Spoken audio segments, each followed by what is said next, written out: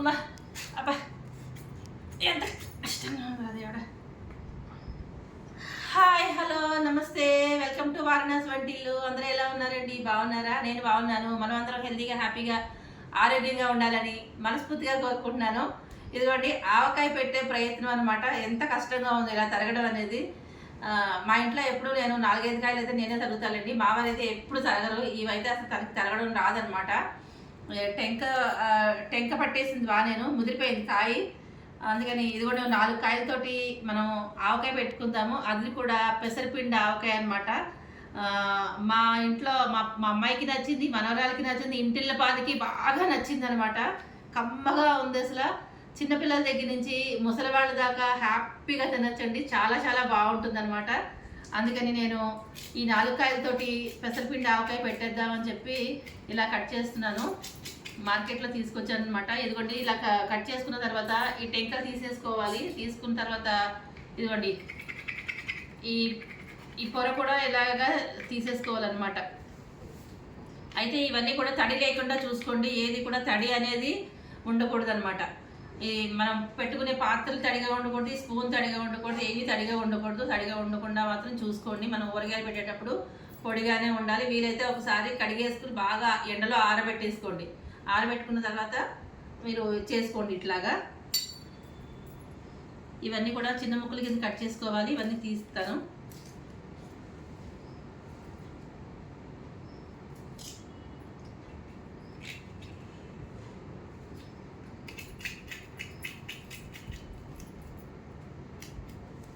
పొర మొత్తం తీసేసుకోవాలి ఇట్లాగా.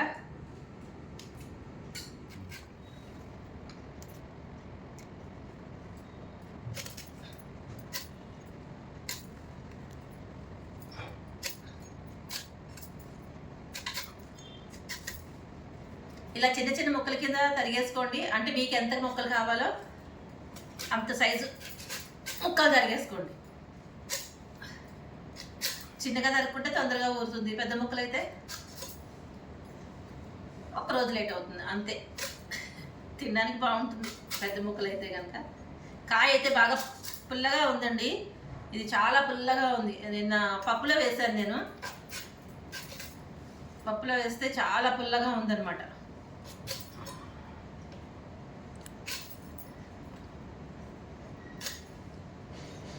ఈ సమ్మర్లో ఈ ఊరగాయల సీజన్ అప్పుడు చాలా అసలు ఏదో ఒకటి ఉంటూనే ఉంటాయి. వడియాలు ఇప్పుడే పెట్టుకోవాలి, ఆవకాయలు ఇప్పుడే పెట్టుకోవాలి, అన్నీ ఇప్పుడే వస్తుంటాయి.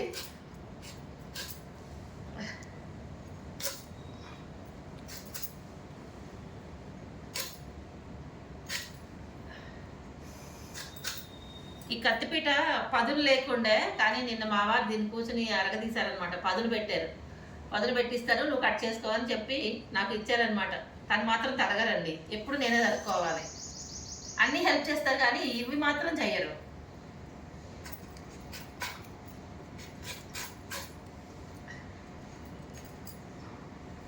ఇది పండు వచ్చింది, కొంచెం తీసేద్దాం. కాస్త పక్కని ముక్కలు తీసేసి చూద్దాం. కొంచెం పక్క కట్ చేసేస్తాను. కొంచెం లైట్గా పండుగా ఉంది. బాగా మెత్తగా ఉన్నవి మాత్రం ఇది కొంచెం మెత్తపడింది ఇక్కడ. ఇది తీసేద్దాం. ఈ పప్పులో వేసేసుకుంటే సరిపోతుంది ముక్కలు. పొర మాత్రం తీసేసుకోండి. ఇంకొక 2 ఉన్నాయి, కట్ చేస్తే.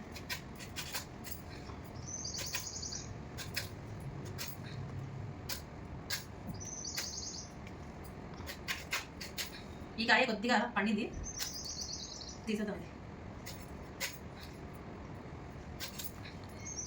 ఇది పక్కన పెట్టేసి మనం పప్పులో వేసేసుకుందాం దీన్ని. ఇదిగోండి ఇవి ఇప్పుడు మనం ముక్కలు కొలుచుకోవాలన్నమాట. ఎన్ని ముక్కలు ఉన్నాయో కొలుచుకుని ఆయిల్ వేసుకుని నానబెట్టేసుకుందాం. మీకు నేను ఎప్పుడు చెప్తూ ఉంటాను. ఈ పక్కకు పెడదాం. ఒక్క నిమిషం, ఇది పక్కకు పెట్టేద్దాం.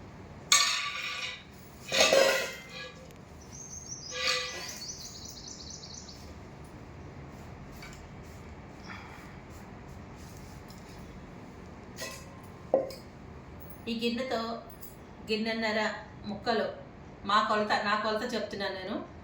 ఒక గిన్నెన్నర ముక్కలు అనుకోండి. ఈ గిన్నెతో గిన్నెడు కారం తీసుకోవాలి. కారం ఎట్లా అంటే ఆవపిండి, మనము కారానికి కారం కొంచెం వేసుకుంటాము. ఆవపిండి, పెసరపిండి, ఈ కారము, ఉప్పు ఇవన్నీ కలిపి ఈ గిన్నెతో గిన్నెడే ఉండాలన్నమాట. అది నా కొలత. ఆ ప్రకారంగానే పెట్టాను. మన వారణాసి వంటిల్లు ఛానల్లో ఆ వీడియో, ఫుల్ వీడియో ఉందండి. చూసి ఎలా చేసుకోవాలో చేసుకోండి. చిన్న వీడియో చేశాను, చాలా సూపర్గా ఉందన్నమాట ఆ ఊరగాయ. అది చూసే నేను ఇప్పుడు మళ్ళీ ఇది చేస్తానన్నమాట. ఇది ఎంత ఉందో చూద్దాం. ఇప్పుడు మొక్కలు ఎన్ననే చూపిస్తాను. ఇదిగో గిన్నెడు. మనం పెసరపిండి ఆవకాయ కదా కలుపుకునేది. ఇదిగోండి హాఫ్ ఉంది, గిన్నెన్నర ముక్కలు మొత్తం చూసారు కదా. ఇప్పుడు నేను 3 గుండెలు కలిపింది ఈ గిన్నెతో గిన్నెడు తీసుకోవాలి. కారం కొద్దిగానే వేస్తాను. ఆవపిండి, అలాగే పెసరపిండి, ఉప్పు ఈ 3 కలిపి మనం హాఫ్ తీసుకున్నాం అనుకోండి, ఈ గిన్నెతో గిన్నెడు అవుతుంది అనమాట. గిన్నెడు చేసుకుని దాన్ని మనం అన్ని సమానంగానే తీసుకోవాలి. ఉప్పు కొంచెం తగ్గించి తీసుకోవాలన్నమాట. తీసేటప్పుడు చూపిస్తారండి మీరు రేపు. ఇవన్నీ కూడా ఇప్పుడు మనం ఆయిల్ వేసేసుకుందాం. ఇందులోనే ఆయిల్లో పెట్టుకుంటే ముక్క బిగుస్తుంది అనమాట. ఇది నూపప్పు ఆయిల్ అండి.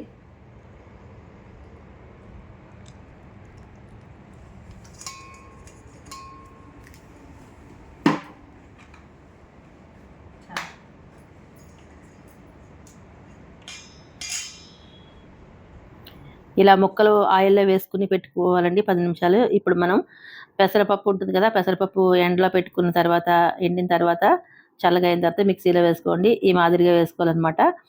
దాన్ని ఇంక నేను జల్లించట్లేదు. కొంచెం లైట్గా బరక ఉంటుంది, అట్లా ఉంటేనే నాకు ఇష్టం అనమాట. ఆ ఊరగాయ పూసలాగా ఉంటుంది. అందుకని నేను ఇంకా మరీ మెత్తగా ఏమీ వేయలేదు, జల్లించట్లేదు. జల్లించుకుంటే ఆ నూక అనేది తీసేసుకోవచ్చు, ఇంకా వేస్ట్ అవుతుందని చెప్పి నేను తీసేసాను. ఇదిగోండి ఈ కప్ తోటి మనం మెజరింగ్ కప్పులు ఉంటాయి కదా, అది 3/4 కప్ అనమాట. ఒక కప్పు ఉంటుంది, తర్వాత 2/3 అనేది కప్పు ఉంటుంది. ఆ కప్పు తోటి నేను కొలుచుకుంటున్నాను. ఆ కప్పు తోటి పెసరపిండి 1 కప్పు వేసాను, 3/4 కప్పు. అలాగే ఆ మెజరింగ్ కప్పులో 3/4 కప్పు ఇదేంటి ఆవపిండి వేసాను. అలాగే ఉప్పు అనేది కొంచెం తగ్గించి వేయాలి. చూసి చూడండి, కొంచెం వెల్తిగా వేసుకోవాలి. ఈ ఉప్పు అనేది నేను పింక్ సాల్ట్ వాడుతున్నానండి. నా దగ్గర ఇప్పుడు రాక్ సాల్ట్ అవన్నీ సాల్ట్లు అయిపోయి నా దగ్గర అవైలబుల్గా ఉన్నది ఇది ఒకటే. అందుకని కొంచెం తగ్గించే వేసుకుంటున్నాను. తగ్గించే వేసుకోండి, ఉప్పు ఎప్పుడు కూడా తగ్గించి వేసుకోవాలి. కాబట్టి చూడండి, వెల్తిగానే ఇలా వేసుకుంటున్నాను. ఇప్పుడు చూసారా, గిన్నె నిండా రావాలి. సరిపోలేదు ఇప్పుడు మనకు. ఇప్పుడు కారం కూడా కొంచెం ఉప్పు కంటే బాగా తగ్గించి కారం వేసుకుంటున్నాను. ఈ కప్పుతోటి లాస్ట్ గీత ఉంటుంది కదా, దానికి సరిపడా వేసుకుంటున్నాను. కారం ఎక్కువ తినేవాళ్ళు కొంచెం కారం కూడా వేసుకోవచ్చు. మాకైతే కమ్మగా ఉంది. పాపయ్య కూడా తింటుంది. ఏది పెద్దవాళ్ళు, పిల్లలు అందరూ తినే విధంగా ఉంటుంది. అందుకని అలా వేసుకుంటున్నాను. ఇప్పుడు దీంతో నాకు సరిపోలేదు కాబట్టి ఇంకో కొద్దిగా పెసరపిండి ఉంది. ఆ పెసరపిండి ఒక 2 టేబుల్ స్పూన్లు అయ్యింది. ఆ 2 టేబుల్ స్పూన్లు కూడా దీంట్లో వేసేసుకున్నాను. ఒక 2 టేబుల్ స్పూన్ల ఆవపిండి వేసుకుంటాను. అలాగే కొద్దిగా ఒక 1/2 టేబుల్ స్పూను ఉప్పు కూడా వేసుకుంటాను. ఇట్లాగా మనకు గిన్నెతో గిన్నెడు కారం కావాలి కాబట్టి మొత్తం అంతా 3 కలిపింది ఇలా కొలుచుకుని వేసుకోవాలండి. ఒకవేళ వెల్తిగా తక్కువైతే కనుక అలా కొద్దిగా మళ్ళీ 3 కలుపుకుని వేసుకోవాలన్నమాట. ఇదే విధానం. పెద్ద ఊరగాయ అయినా, చిన్న ఊరగాయ అయినా, ఏ ఊరగాయ అయినా సరే ఇలాగే కలుపుకోవాలి. ఇదే మా విధానం. అదే మీకు చూపిస్తున్నాను నేను. ఇదిగోండి ఉప్పు కూడా వేసేసుకున్నాను. అయితే ఒకవేళ పెసరపప్పు ఎండబెట్టుకోవడానికి అవకాశం లేని వాళ్ళు ఏం చేస్తారంటే, స్టవ్ మీద మూకుడు పెట్టి కొద్దిగా ఒక 2 నిమిషాలు వేయించండి. మరీ 2 నిమిషాలంటే ఎక్కువ వేయించకండి. మూకుడు బాగా వేడైన తర్వాత ఆ పప్పు వేసేసి ఒక 2 నిమిషాలు ఇలా కదిపేసేసి ఆపేసేయండి. బాగా చల్లగా అయిన తర్వాత మిక్సీలో వేసేసుకుని పౌడర్ చేసేసుకోండి. అట్లా సరిపోతుంది. నేనైతే అప్పుడప్పుడు వేయించి చేస్తానండి. ఎండబెట్టుకునే అవకాశం ఉంది కాబట్టి ఎండలో పెట్టుకునే చేసుకుంటున్నాను. ఎండబెట్టుకునే అవకాశం లేని వాళ్ళు ఇలా కొద్దిగా లైట్‌గా వేయించుకోండి. మరీ ఎక్కువగా వేయించకూడదు. జస్ట్ అది ఏమైనా ఒకవేళ పచ్చి ఏదైనా ఉంటే అది పోతుందనే ఒక ఉద్దేశంతోటి లైట్‌గా వేయించుకోవాలనమాట. అలా కూడా చేసుకుంటే చాలా చాలా బాగుంటుంది. దీంట్లో నేను ఎప్పుడు కూడా ఇంగువ వేసి చేసుకుంటానండి. పెసరపిండి ఆవకాయలో ఇంగువ స్పెషల్ అనమాట. దీని రుచికి చాలా చాలా బాగుంటుంది. అందుకని ఇంగువ వేసుకుంటాను. ఇష్టం ఉన్న వాళ్ళు వేసుకోండి, ఇష్టం లేని వాళ్ళు స్కిప్ చేసేయండి. దీంట్లో కొంతమంది వెల్లుల్లిపాయలు కూడా వేసుకుంటారండి. నేను ఎప్పుడైతే వెల్లుల్లిపాయలు వేసి పెట్టలేదు. మీకు నచ్చితే కనుక వెల్లుల్లిపాయలు తినేవాళ్ళు ఉంటే కనుక వెల్లుల్లిపాయలు కూడా ఈ పిండిలో కలిపేసేసుకుని వేసేసుకోండి. మనం ఆవపిండి, పెసరపిండి ఇవన్నీ కలుపుకున్నాం కదా! దాంతో పాటు అది కూడా కలిపేసేసుకుని వేసేసుకోండి. ఈ పిండంతా పిండి కలుపుకున్నది ఆయిల్‌లో నానబెట్టుకున్న ముక్కలున్నాయి కదండీ! దాంట్లో వేసేసుకున్నాను ఇంక నేను. ఇంకా ఆయిలు ఎక్కువే పడింది. మూడో రోజు కలుపుకునే ఆయిల్ నేను ముందే వేసేసుకున్నట్టు అయిందనమాట. ఇలా కలుపుకుంటే చూసారా కొంచెం పల్చగా అయిపోయిందనుకుంటున్నారు కదా! అట్లా ఏమి ఉండదండి. ఇప్పుడు అలా కనిపిస్తుంది కానీ పెసరపిండి కదండీ! బాగా పీల్చేసుకుంటుందనమాట. అంతా గట్టిగా అయిపోతుంది. ఒక 2 రోజులు వదిలేసేటప్పటికి ఒక 2 రోజులు అక్కర్లేదండి. ఒక గంటకే మొత్తం గట్టిపడిపోతుందనమాట. ఇదండి పెసరపిండి ఆవకాయ కలుపుకునే విధానం. నేనైతే రుచి కూడా చూస్తున్నాను. నాకైతే పర్ఫెక్ట్‌గా సరిపోయిందండి. అన్నీ కరెక్ట్‌గా సరిపోయి ఇంకా 2 డేస్ తర్వాత దీన్ని ఎంజాయ్ చేయడమే. ఇది పెట్టడం అప్పుడే మూడోసారి. మీకు చూపించింది రెండోసారే చూపిస్తున్నాను. 3 సార్లయితే పెట్టేసాను. పెట్టడంతోటే అన్నీ లాగించేస్తున్నాం అనమాట. అంత బాగా నచ్చింది. మీకు కూడా నచ్చినట్లయితే లైక్ చేయండి. ఓకేనా? పాత వీడియో చూడండి.